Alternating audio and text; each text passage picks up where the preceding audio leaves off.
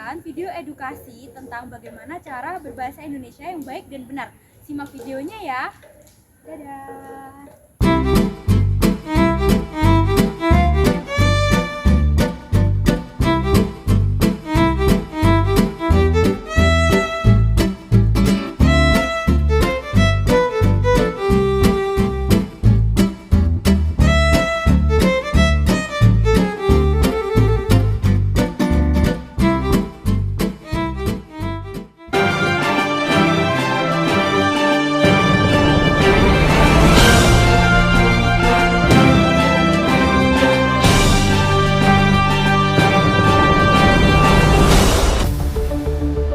Berbahasa Indonesia yang baik dan benar merupakan salah satu bentuk penghormatan terhadap bahasa persatuan.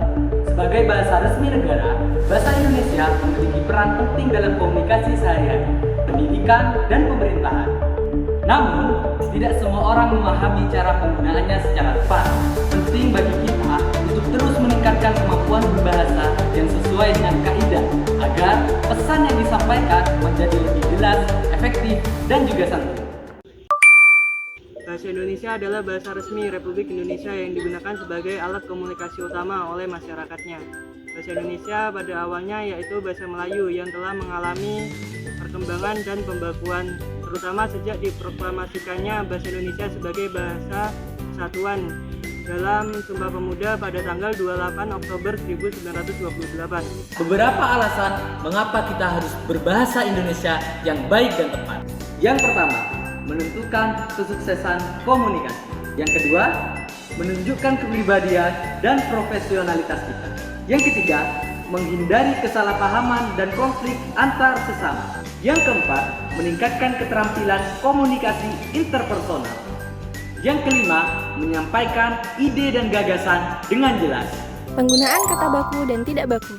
Kata baku adalah kata yang sesuai dengan kaidah bahasa Indonesia yang telah ditetapkan dan disepakati dalam Kamus Besar Bahasa Indonesia. Berbeda dengan kata baku, kata tidak baku adalah kata yang tidak sesuai dengan kaidah bahasa Indonesia dan tidak ditetapkan dalam Kamus Besar Bahasa Indonesia. Ciri-ciri dari kata baku adalah yang pertama, sesuai dengan kaidah ejaan yang disempurnakan. Misalnya, penulisan kata yang benar, penggunaan tanda baca yang tepat, dan penempatan huruf kapital yang sesuai.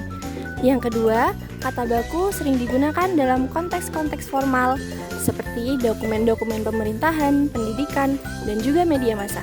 Yang ketiga, kata baku tidak dipengaruhi oleh bahasa daerah atau slang. Ciri-ciri dari kata tidak baku adalah yang pertama, tidak sesuai dengan kaidah ejaan yang disempurnakan atau EYD. Yang kedua, sering digunakan dalam percakapan sehari-hari atau dalam situasi informal. Yang ketiga, kata tidak baku dipengaruhi oleh bahasa daerah atau slang.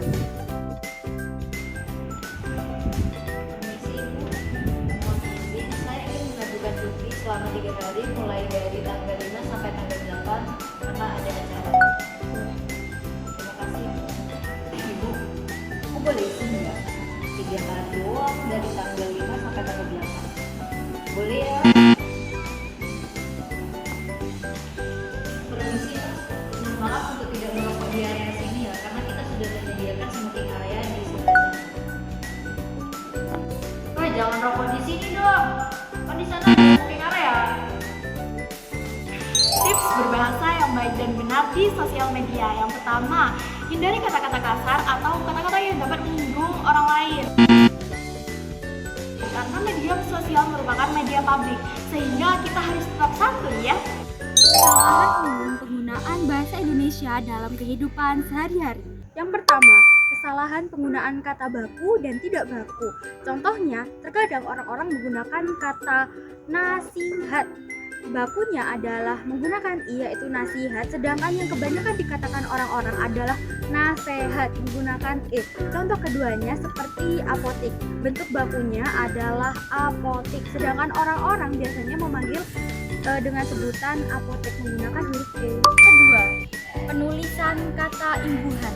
Contohnya adalah penggunaan kata di biasanya orang-orang menggunakan kata di dengan nama tempat itu digabung. Yang benar penggunaan kata di dengan tempat itu dipisah ya teman-teman. Jadi misalkan di rumah, nah itu penggunaannya harus dipisah. Sedangkan biasanya kebanyakan orang menulis kata di rumah itu di dan rumahnya itu digabung, kurang lebih begitu. Ketiga adalah penggunaan konjungsi. Nah, kata konjungsi salah satu contohnya adalah kata karena. Kebanyakan orang menggunakan karena ini di awal kalimat. Nah, itu tidak boleh ya teman-teman. Kata karena harus digunakan setelah tanda koma dan itu harus disertai dengan penjelasan. Kurang lebih begitu. Untuk kesalahan umum dari bagaimana caranya berbahasa Indonesia yang baik dan benar. Ejaan yang disempurnakan adalah sistem ejaan resmi bahasa Indonesia. Berikut merupakan aturan-aturannya. Yang pertama yaitu penggunaan huruf kapital. Nah, huruf kapital itu digunakan pada awal kalimat, nama orang, nama tempat, nama negara, nama bulan, dan nama hari. Kedua yaitu penggunaan huruf miring. Nah, huruf miring itu digunakan pada istilah-istilah asing. Yang ketiga, penulisan kata depan. Kata depan di, ke, dari. Jika menunjukkan kata tempat itu dipisah.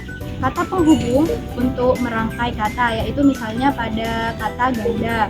Nah, untuk tanda kutip biasanya digunakan untuk mengutip ucapan secara langsung.